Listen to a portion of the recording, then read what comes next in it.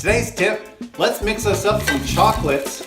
Hi, my name is Dave and I am a bird nerd. Welcome to my community, bird sculptors and painters.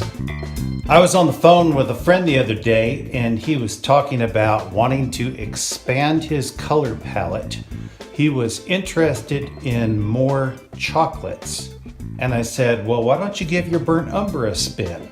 And he reminded me that burnt umber was a color that he didn't use a lot. And I said, look, burnt umber is a great color, but it's a great mixing color. And here's what I mean by burnt umber being a great mixing color. All of the patches of color on this are burnt umber, but this is what happens when you mix white with it. I'm not a fan of the way burnt umber looks when you mix a lot of white with it. But if you mix burnt umber with your other earths, you can come up with a whole range of chocolates.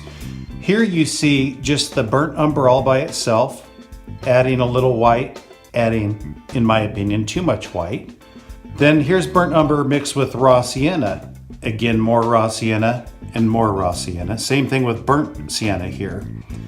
A little bit of raw umber, a little bit of black. That gives you that real nice dark chocolate look. And here's burnt umber with Old Holland's Raw Sienna Light, which is a color I really like. It gives just a little bit different color than the Grumbacher Raw Sienna, which is more orange. So these come out a little greener. But as you can see, you get a nice range of chocolates here by mixing burnt umber with your other earths. I don't use burnt umber very much all on its own, but I do use it a lot to modify other earth colors. If you enjoyed this tip, hit the subscribe button. Then you'll know when I upload more of the good stuff. You should probably also consider joining my community, bird sculptors and painters.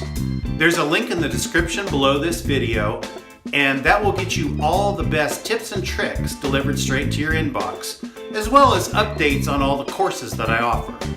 I look forward to supporting you in your journey to total bird nerd. Thank you.